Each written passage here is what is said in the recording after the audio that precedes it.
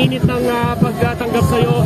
Una, pagka nakapasok mismo sa Senado, anong priority measures mo? Siyempre, ipapagpatuloy ko yung mga programa na sinimulan ng aking pamilya. Napaka-importante po sa akin ang makatulong sa mga talagang nangangailangan. At siyempre, lahat po ng polisiya, programa na makakatulong sa bawat Pilipino na magkaroon ng magandang hanapbuhay, trabaho, at maging isang bahay para sa kanila at kanilang pamilya.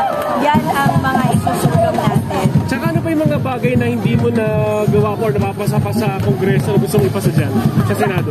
Basta tuloy-tuloy po ang iba't ibang mga panukalang batas at programa na talagang makakatulong po sa mga nangangailangan, maging kabataan man yan, kababaihan, basta lahat po ng nangangailangan ng tulong ay nais ko pong ipagpatuloy ang sinimulan ng aking mga magulang din at tinuro nila sa amin na talagang magbigay ulit sa ating komunidad, sa ating kapwa at siguraduhin na tulungan natin yung mga kababayan natin na makamit ang kanilang mga pangarap para sa kanilang sarili at kanilang mga pamilya. Ma'am, last na lang kasi diba, part kayo na senatorial fleet ng Pangulong SWS survey, so saan nyo po ina-attribute po yun?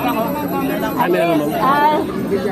Nagpapasalamat po ako dun sa mga surveys na lumalabas, nakakataba po ng puso dahil pag umiikot po ako sa buong Pilipinas ay talagang mainit ang pagtanggap ng ating mga kababayan at excited na po ako na mas umikot pa para makilala sila at para malaman kung ano ba yung mga pangangailangan nila para yun ang susulong natin kung pagpapalain tayo. Hi DS, Ria Fernandez, TV5, Nationalista Party po, no?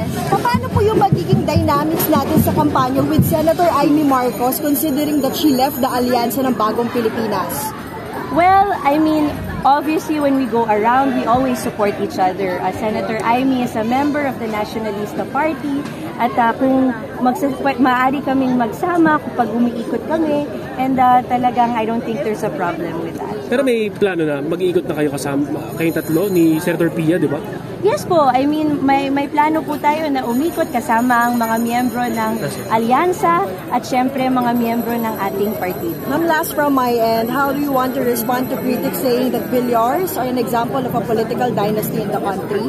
Para naman po sa akin, basta hinahalal po tayo ng ating mga kababayan, binibigyan tayo ng tiwala, dapat hindi natin sinasayang yan. So talagang taos-puso akong nagpapasalamat sa tiwala at suporta na ibinigay po ng ating mga kababayan sa aming pamilya at sisiguraduhin ko po, ibinilin po yan sa amin ng aming magulang na huwag silang i-disappoint at magtatrabaho po ako para matulungan po lahat ng nangangailangan kasi syempre, those are the values na tinuro ng aming mga magulang sa amin, yung magsipag, magtiyaga at tumulong sa mga nangangailangan and to help improve every Filipino's life.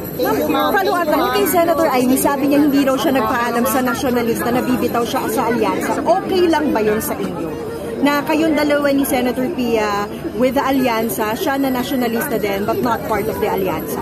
Para sa amin naman po, she remains a member of the Nationalista Party and we will welcome her as such.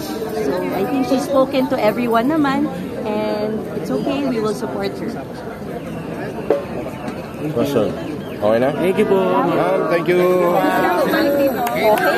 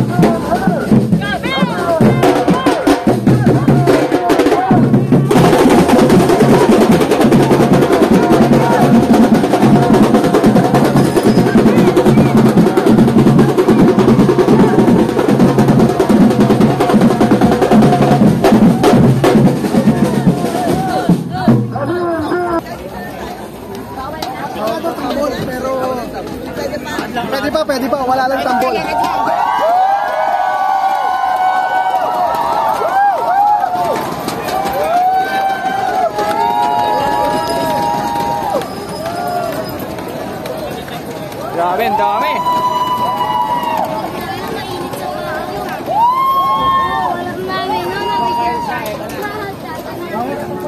Camille Villar, ito na po. At pumasok na po sa Comelec.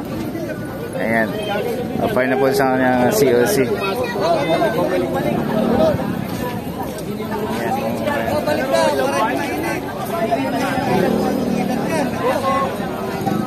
Dami.